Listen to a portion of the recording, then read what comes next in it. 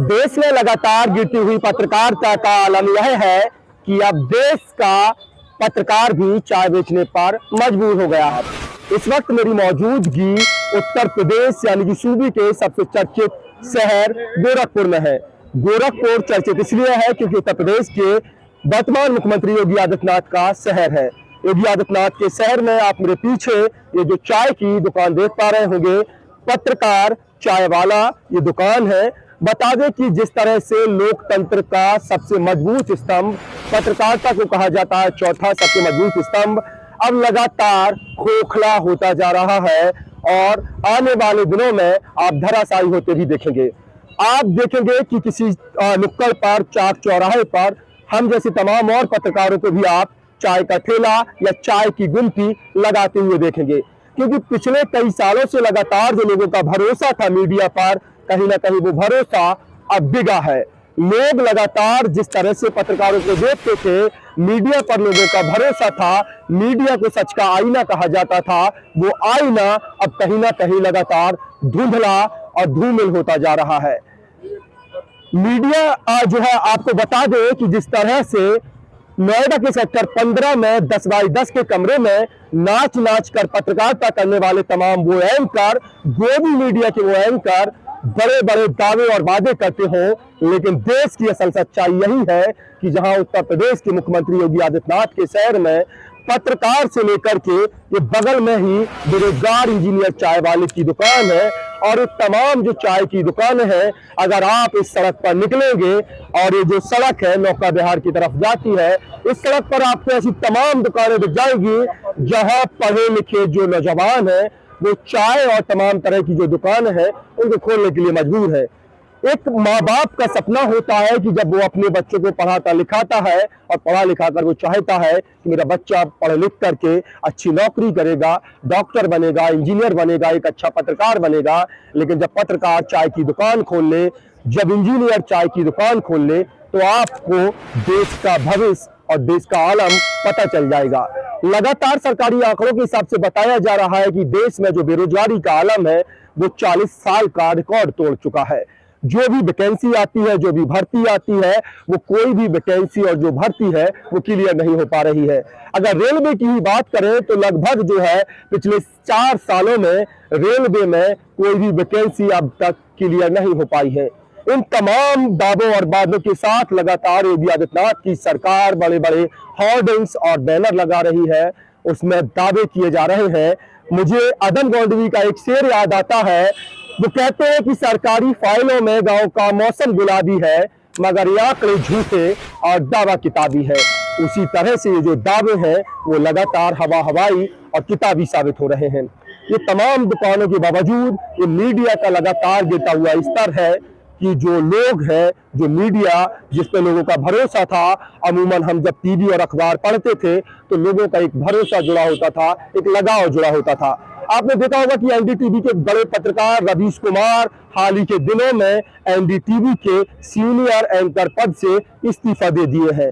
इसलिए दे दिए हैं क्योंकि गौतम अडानी, देश के सबसे बड़े उद्योगपति ने वो चैनल अब अपने नाम कर लिया है, यानी कि खरीद लिया है। इससे पहले उसके जो मालिक थे प्रणव रॉय, वो भी इस्तीफा दे चुके हैं। रवीश कुमार के इस्तीफे के बाद लगातार जो दौर है पत्रकारिता जो है वो 2 हिस्सों में बंट चुकी है। एक हिस्सा वो है जो लगातार जिन पर आरोप लगता रहा है कि गोदी मीडिया के एंकर है, गोदी मीडिया के पत्रकार है। वहीं दूसरी तरफ रवीश कुमार, अजीत अंजुम और पुन प्रफुल्ल वाजपेयी और अभिसार शर्मा, नवीन कुमार, प्रज्ञा मिश्रा जैसे तमाम नाम शामिल हैं। तमाम वो नाम है, दूसरी तरफ ये नाम है, और पत्रकारिता का जो एक स्तर है वो लगातार गिरता जा रहा है। लोगों का जो भरोसा है वो पत्रकारों पर अब नहीं रहा, पहले के जैसे नहीं रहा है।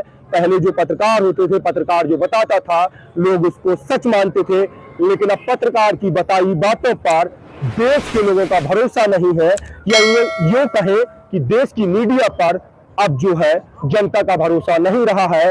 और अगर मीडिया इंडेक्स की बात करें तो हमारे देश का जो मीडिया का जो इंडेक्स है, जो मीडिया की जो हालत है, वो कई देशों से जो है गई गुजरी हो गई है। अब लगातार जो चीजें हैं वो बदल रही है। अगर ग्लोबल हंगर इंडेक्स की रिपोर्ट की बात करें या तमाम और रिपोर्टों की बात करें तो आलम यह है कि देश में जो चीजें हैं वो बहुत तेजी के साथ नहीं बदल रही हैं।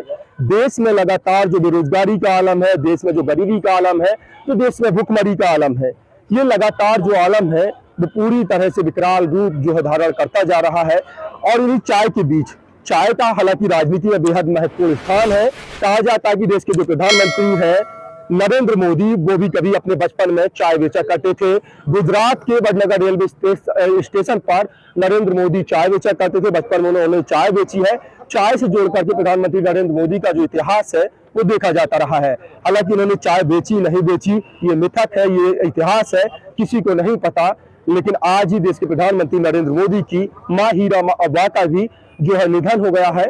और ये तमाम उन्हीं चीजों से संबंधित तमाम जो रिपोर्ट है वो दिखा रहे हैं। हालांकि इस चाय के जो ऑनर है, जो पत्रकार जो इस चाय की दुकान को चलाते हैं, वो यहाँ पर मौजूद नहीं है। अगर वो होते तो उनसे भी बातचीत करके और लगातार मीडिया की जो स्थिति है, जो कमोबेश जो स्थिति बनी हुई है उस पर जो है गहनता से चर्चा करते, बारीकी से चर्चा करते, लेकिन अभी वो नहीं है। यहाँ पर आप देख सकते हैं कि तमाम जो युवा है वो चाय पीने के लिए यहाँ पर आए हुए हैं। ये चाय का जो लुत्फ है वो यहाँ पर उठा रहे हैं तमाम युवा है।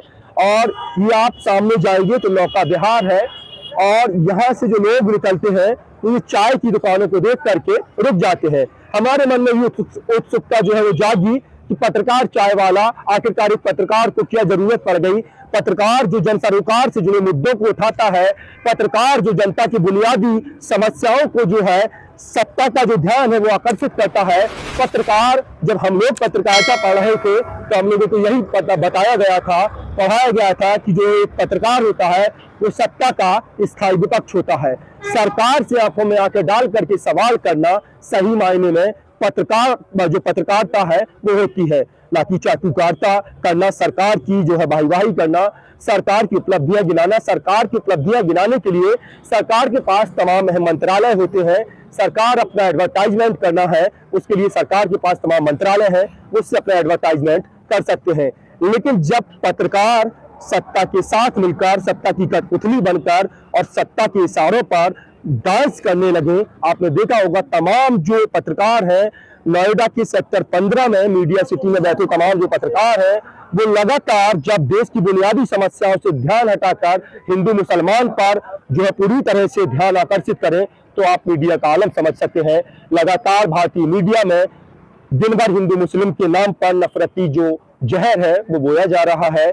आने वाली जो नस्लें हैं वो क्या जो है किस तरह से चीजें आगे होगी ये आने वाला वक्त ही बताएगा। लेकिन लगातार जिस तरह से हिंदू मुस्लिम शमशान, कब्रिस्तान और मंदिर मस्जिद के नाम पर लगातार डिबेट की जा रही है, लगातार जो पत्रकार हैं पत्रकारिता कर रहे हैं, ये कहीं ना कहीं आने वाले भविष्य के लिए नुकसानदायक होगा।